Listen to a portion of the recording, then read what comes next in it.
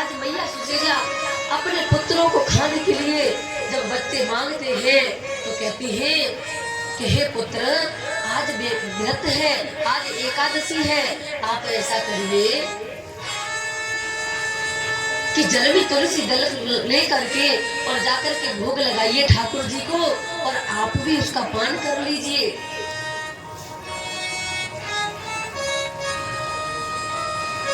लेकिन फिर भी कहते हैं कि जो पहला सुख होता है वो हमारा जीवन स्वस्थ हो, कि पहला सुख निरोगी काया, दूजा सुख घर में हो माया, तीजा सुख सुपात्र नारी, चौथा सुख पुत्र अधिकारी।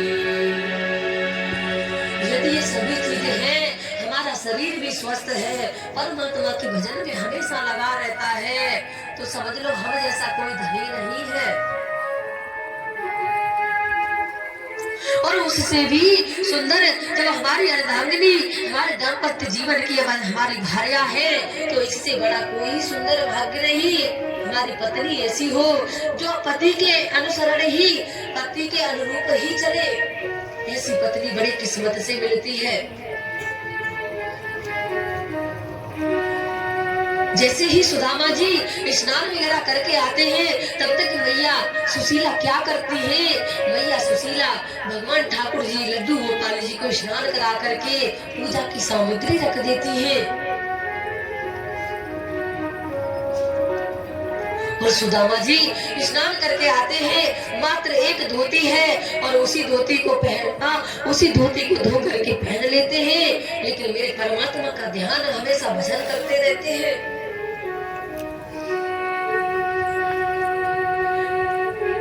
लेकिन सुशीला के मन में एक भाव ऐसा रहता है कि साईं इतना दीजिए जामे कुटुंब समाए, मैं भी भूखी ना रहूं और साधु न भूखा जाए।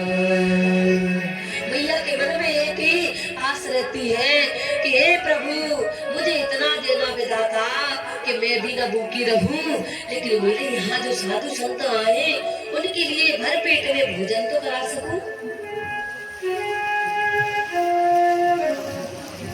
लेकिन मैया के यहाँ कुछ खाने के लिए नहीं है। अपने बालकों से कहती है पूजन तो करो, लेकिन हद हो गई, नन्हे नन्हे बालक कब तक रुके महाराज? अरे भैया, अब हमसे भजन नहीं होता है क्योंकि हमें कुछ नहीं। आज भैया सुशीला एक पात्र में जल भर के लाई, उसमें तुलसी दल डाला और कहा, ये पुत्रों इसको पी लो।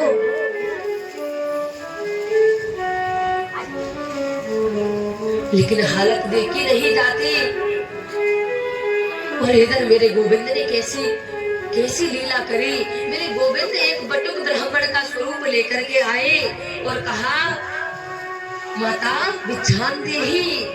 हे माँ, बड़ी तेज भूख लग रही है, माँ कुछ भोजन प्रसादी का प्रबंध हो सकता है क्या? लेकिन मैया के यहाँ कुछ खाने के लिए नहीं है। फिर भी मैया प्रयास कर रही है कि कहीं न कहीं से मैं इन संत भगवान जो आए हुए हैं इनके भोजन का प्रबंध करूं। लेकिन वो संत भगवान कोई और नहीं थे, मेरे गोविंद भगवान ने ही संत का वेश धारण किया और कहा, देवी तुम नहीं जानती हो, तुम्हारे जो पति, तुम्हारे स्वामी हैं, उनके जो मित्र हैं वो भगवान श्री कृष्ण हैं। हे देवी, तुम ऐसा करो, उस सबके लिए सब कुछ ना कुछ करते हैं। हे देवी, आप अपने पति को वहाँ द्वारकाधीश भगवान श्री कृष्ण के पास भेज दो, वो तुम्हारी सहायता करेंगे। देवी, तुम्हारे यहाँ कुछ खाने के लिए नहीं है। लेकिन इतना कह करके मेरे गोविंद वहां से चल दिए। और जब सुदामा जी आए तो कहा, हे नाथ, मैं आपसे एक बात पूछती हूँ। मैंने सुना है कि द्वारकाधीश भगवान श्री कृष्ण तुम्हारे मित्र हैं, तुम्हारे सखा हैं। हे प्रभु, मैं चाहती हूँ कि आप वहां द्वारकाधीश भगवान श्री कृष्ण के पास में जाएं। मैं गरीब अति हूँ, ये बात नहीं बन पाएगी, किसी न किसी बात पर ये यारी टूट जाएगी। अरे भगवान, हे देवी, कहाँ वो है राजा और कहाँ मैं दरिद्र ब्राह्मण एक भिखारी। हे देवी, मेरी मित्रताई का कैसे सहयोग है, वो तो एक गरीब हूँ और वो राजा पति बने बैठे हुए हैं देवी। लेकिन कृष्ण ने भी उस समय जब गुरुकुल में जाकर के संदीपनी मुनि के यहाँ आश्रम में पढ़ रहे थे सुदामा जी और कृष्ण, लेकिन उस समय कृष्ण ने कहा, अरे मित्र सुदामा, कोई बात नहीं, तुम गरीब हो तो क्या है, मैं तो अमीर हूँ, मैंने तो ऐसा भाव ही नहीं रखा। मित्रों में गरीबी और अमीरी की भाव कहाँ से उत्पन्न है, आप तो मेरे मित्र हो। लेकिन कृष्ण बोले, अरे सुदामा, मेरे भाऊ परंते यारी न टूट पाएगी, हो अमर इस दुनिया में संसार को दिखलाएगी। अरे सुदामा, मैंने मित्र के रूप में आपको वर्ण किया है, तो ये दुनिया भी किसी न किसी दिन देखेगी कि भगवान श्री कृष्ण के मित्र सखा सुदामा जी हैं। आज सुदामा जी आए और द्वारका में जाने के लिए जब कहा तो कहा, देवी, जब मित्र के पास में कुछ जाया जाता है तो मित्र और गुरु और अपनी पुत्री के यहाँ पर कहीं पर भी जब जाया जाता है तो कुछ स्थान ऐसे होते हैं जहाँ बिना लिए नहीं जा सकते। अरे देवी, मैं मित्र से मिलने के लिए जाऊंगा तो मैं लेके क्या जाऊं? लेकिन सुशीला बोली, हे स्वामी, ये तो मैं ये अपने तन के सच में चला जाऊंगा, लेकिन मैं मांगूंगा नहीं। क्यों? क्योंकि ये उस समय की बात है। हे देवी, शायद तुम्हें अवगत हो तो ये उस समय की बात है जब विश्वामित्र जी राजा दशरथ के यहाँ पर मांगने की अभिलाषा लेकर के गए। तो देवी, एक बार देखिए तो सही, जब विश्वामित्र जी अपनी कुटिया में थे तब कौन थे? महामुनि ज्ञानी हो विश्वामित्र, महामुनि ज्ञानी, बसहि विप्र सो आश्रम जानी। राम सिया राम, सिया राम, जय जय राम, राम सिया राम, सिया राम, जय जय राम। और जैसे ही विश्वामित्र ने एक मांगने की अभिलाषा लाए और मांगने का विचार ही किया, लेकिन जैसे ही अयोध्या पहुंचे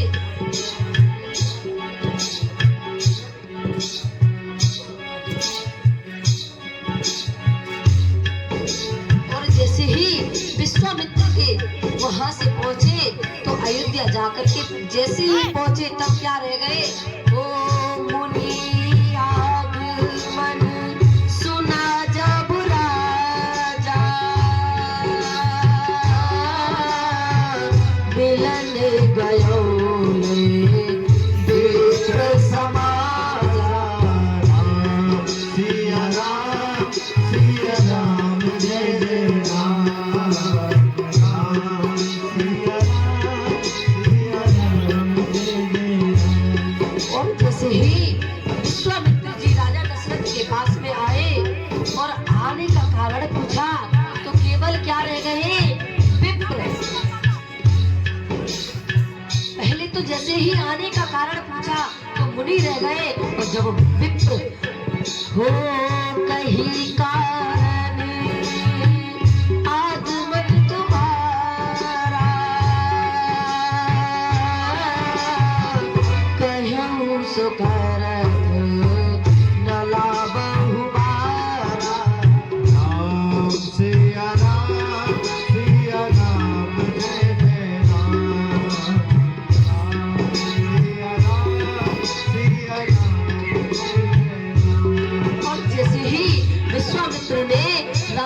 वर को मांग लिया, तब क्या रह गए, केवल विप्र रह गए। और कहने लगे राजा दशरथ, हे भगवान, तुमने सोचा नहीं हो चौथे पन पायहु सुत चारी, विप्र वचन कहु विचारी।